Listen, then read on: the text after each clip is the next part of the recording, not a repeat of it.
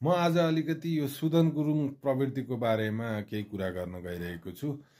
उहाँहरू 100 दिन जति अगाडि चाहिँ सेनासँग मात्रै वार्ता हुन्छ, संसद विघटन अनिवार्य छ, नत्र हामी वार्तामा बस्दैनौँ भन्दै हुनुहुन्थ्यो। हिजो अस्तितिर कान्तिपुरसँगको एउटा अन्तर्वार्तामा चाहिँ जेनजीको आन्दोलनको माग सम्बोधन हुने गरी चाहिँ संसद पुनर्स्थापनापछि संविधान संशोधन गरेर त्यो पछि फेरि अर्को राष्ट्रिय सहमतिको सरकार गराउनु पर्छ होला भन्ने खालको धारणा राख्नुभएछ।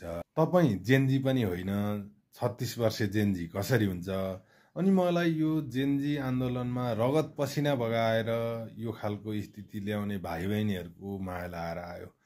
तपाईहरू किन यसरी आफ्नो सेटल हुन लागेको आन्दोलन लगाएर सुदन गुरुङ प्रवृत्तिको मान्छेको पाउमा बुझाउनुहुन्छ?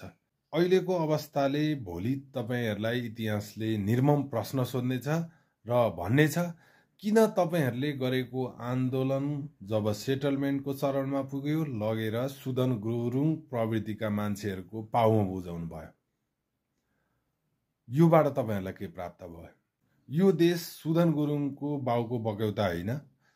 उहाँलाई जतिखेर जे गर्न मन लाग्यो त्यही गर्न पाउने, उहाँलाई संविधान कहिले फ्याल्दिन मन लाग्छ, कहिले राखौँ कि भन्न मन लाग्छ, कहिले चाहिँ यी संसद विघटन गर्न मन लाग्छ, कहिले संसद बिउताउन मन लाग्छ।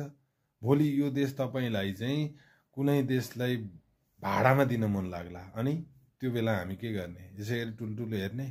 प्लिज जेनजी भाइ बहिनीहरू, तपाईँहरूले आफ्नो स्ट्यान्ड लिनुहोस्। यसरी लरबर लरबर लरबर गर्ने, जसले जे सिकायो त्यतै दौडिने मान्छेलाई आफ्नो लिडर बनाएर तपाईँहरू काहीँ नि पुग्नुहुन्न।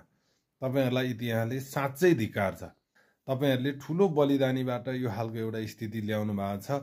नेपालका पुराना दलका नेताहरूका मथिङ्गल हल्लेको छ, अहिले नहल्लेको जस्तो बाहिर देखा भए पनि हल्लेको छ। उहाँहरूको भागाभाग भएकै हो, उहाँहरूले होइन भने पनि हो। त्यतिखेरको अवस्थामा तपाईँहरूले एउटा सेटलमेन्टको अवस्थामा पुर्याउनु भयो। अब सेटलमेन्ट गर्ने बेलामा सुदन गुरुङ प्रवृत्तिका मान्छेहरूलाई चाहिँ अगाडि नलाउनुहोस्। उहाँ जेनजी नै होइन, जेनजी हुनुहुन्थ्यो भने एउटा कुरा छ, अर्को हुनुहुन्छ मिन्द्राज ढुङ्गाना, जो आन्दोलनमै गएन। तपाईँहरूलाई उचाल्दै उचाल्दै आफ्नो ज्यानको रिक्स हुने देखेपछि भनेर उसले आन्दोलनमै सहभागी जनाएन। अब यस्ता खालका मान्छेको पछाडि तपाईँहरू हिँडेर काहीँ नि पुग्नुहुन्न। तपाईँहरूको जुन खालको माग थियो, सुशासनको माग थियो, त्यो मागमा अडिक रहनु होला। अरू व्यवस्था फेर्ने ल्यान्ठ्याङ म्यान्ठ्याङ कुराले काहीँ नि पुर्याउँदैन। कति देशहरू राजतन्त्र भए नि राम्रा छन्, राजतन्त्र भए नि नराम्रा छन्। कति देशहरू गणतन्त्र भए नि राम्रा छन्, गणतन्त्र नभए पनि राम्रा छन्। कति देशहरू हाम्रो जस्तै अवस्थाका बहुदलीय प्रणाली भएका देशहरू नि राम्रा छन्, कति देशहरू नराम्रा छन्। यी चिजहरूमा कुन देशमा के व्यवस्था छ र त्यहाँको बाटो कत्रो भन्ने कुरा चाहिँ त्यो रिलेट गर्दैन। हेर्नुहोस्, त्यही भएर यो कुरामा तपाईँ हामीले टाउ दुखाउने होइन, हामीले खबरदारी गर्ने हो। हामीलाई चाहिँ कार्यान्वयन तह एकदम चुस्त चाहियो, सेवा प्रवाह चुस्त चाहियो। अरू कुरा तपाईँहरू राजनीति गरिरहनुहोस्, हामीलाई केही फरक पर्दैन। त्यही भएर टाउ दुखाउन धेरै पर्दैन साथीहरू। तपाईँहरू आफ्नो स्ट्यान्ड लिनुहोस्, आफू जानुहोस् नेगोसिएसन गर्न, अरूलाई अगाडि नलाइदिनुहोस्। अब नेगोसिएसन गर्न अगाडि लगाइदिँदाखेरि त्यही सुदन गुरुङले अस्तिसम्म के भन्दै थिए भने गृहमन्त्रीलाई हामीले यो भन्नलाई पठाएन भन्दै थिए।